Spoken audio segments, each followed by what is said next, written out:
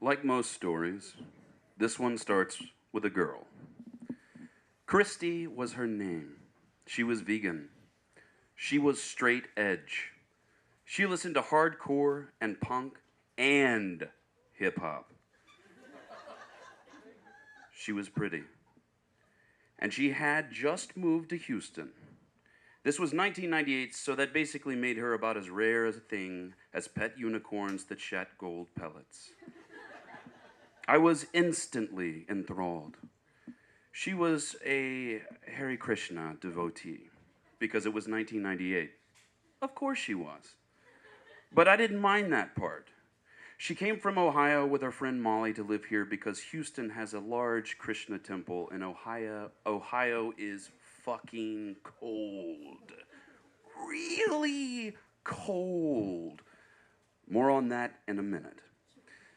We became fast friends, all three of us. We hung out all the time, went to shows, talked feminist politics, went record shopping, cooked vegan food. It was like a Comet Bus story without all of the overt ennui. I say overt because, believe me, there was plenty. But it was all mine. I was head over heels for Christy. She was an on-again, off-again lesbian. Now, I'm not here to debate genderqueer politics. All I'm saying is she identified as a lesbian, but she had ex-boyfriends. My 18-year-old brain could deal with that, but the little voice in the back of my mind kept saying she had ex-boyfriends. Why couldn't she have a new boyfriend? In summation, it took all I could to walk the line, not be a creep, and just be her friend. Considering my scumbag proclivities, I managed to do a stellar job. This Grease-style summer romance, except for more finger-pointing and fighting the man, came to an end, and Molly moved back to Ohio, leaving Christy here. A few months passed, and Christy and I decided we missed Molly and would visit for the Christmas break. Tickets were purchased. Plans were made. I was excited. I missed my friend. We were going to travel. Christy and I were going to travel together. And I was going to see snow for the first time. Fuck yes! The day came. We flew out. Molly picked us up at the airport and we were off. Everything was awesome and we had a great time. The end.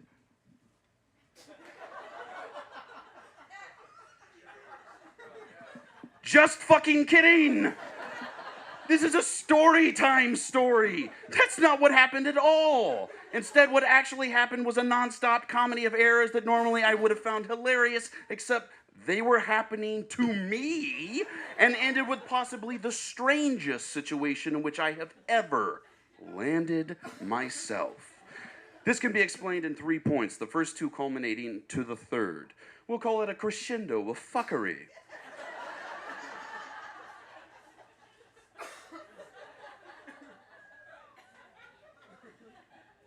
Point 1, fuck snow. No, seriously, fuck it.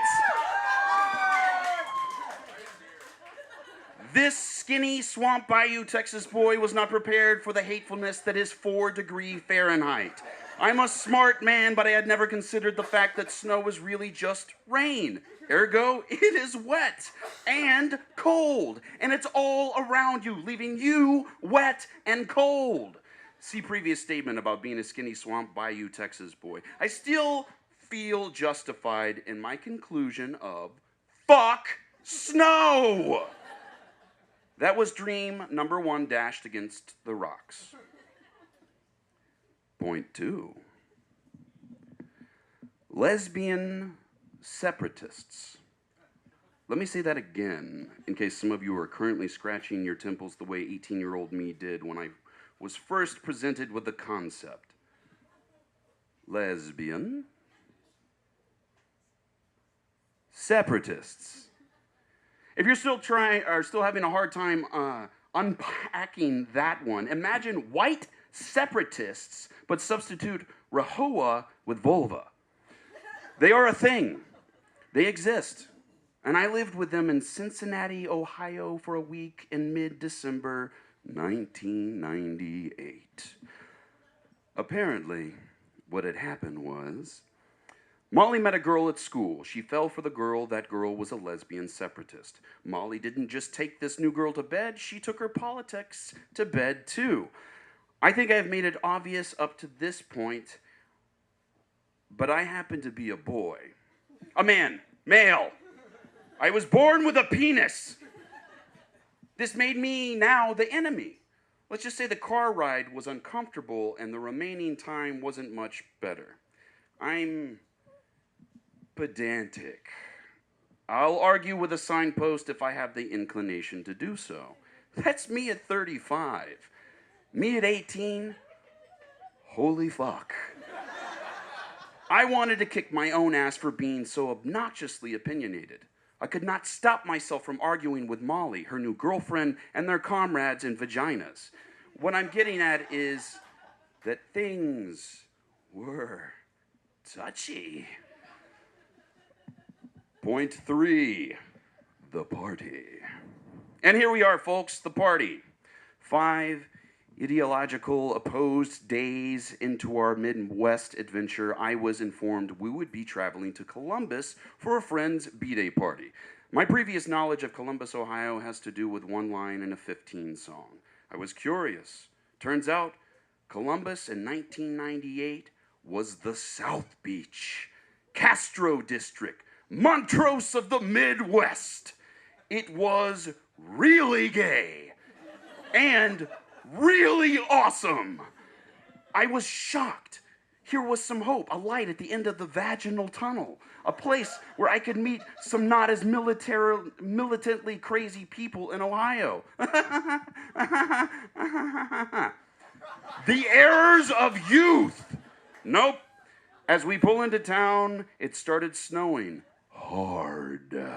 I think it's called a blizzard. No shit. I asked a local, and yes, it was in fact a blizzard. We went straight to the house party. I got out of the car, and after climbing a snowbank that deposited me over the porch railing, we were there. Finally, a respite from all the uncomfortable defending I had been doing about the patriarchy, cock oppression, whatever the fuck that is, and a host of other things.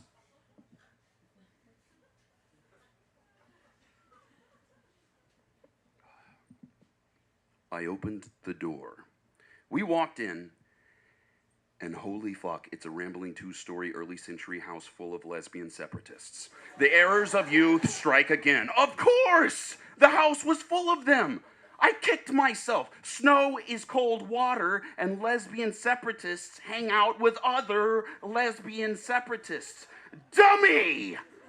I run for cover and try and hide. My maleness gives me away from the start. I am barraged for the first hour. I can't remember all of it, but I know at some point someone legitimately tried to blame me for dildos being shaped like penises. I'm not making that up. As the verbal assaults were taking place, I kept noticing women would stop, sometimes mid-sentence, and run upstairs with a cell phone. This was 98. Cell phones weren't as common as they are now. I was noticing this cellular vanishing act more and more until I put it together. My suspicions were confirmed when I asked. So, are you guys, phone sex operators? Yes, they were. Lesbian, separatist, phone, sex, operators. Bang! I was 1,800 miles from home, trapped in a blizzard in a house full of lesbian separatist phone sex operators. And a life of poor decision making and weird situations. This was a record moment for me. In my state of shock, I asked if that maybe, just maybe, their shitty opinion of the male species might have something to do with their chosen profession. This question nearly ended in an all-out fist fight. I was only saved by Christy's insistence that I was a really good person, even though I was a white guy and from Texas.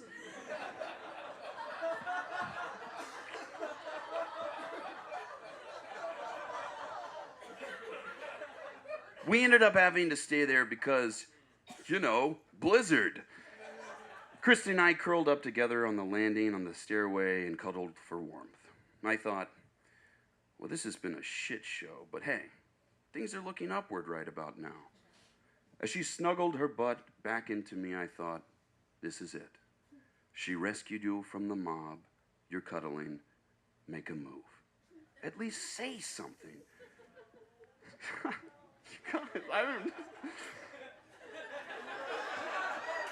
Tell her how you feel.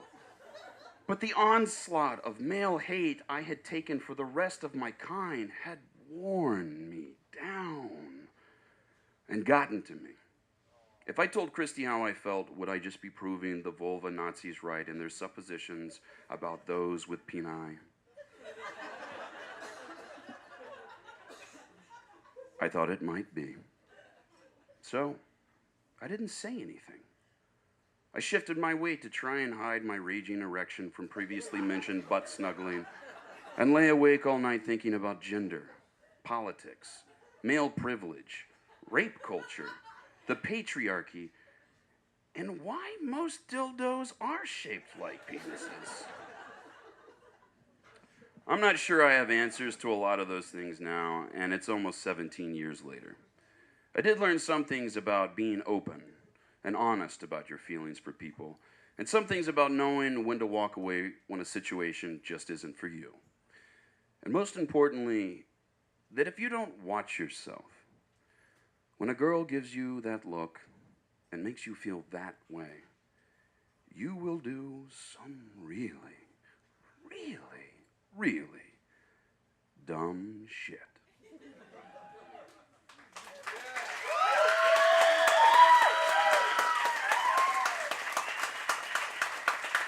All right, so this is kind of a shameless plug, and I feel weird doing it, but I'm going to do it anyways. So this weekend, there's a huge comic book convention at the George R. Brown Convention Center. Should you find yourself there, I will be there at a table signing autographs for voice acting for anime. So if you want to stop by, I'll draw you a funny picture on my headshot.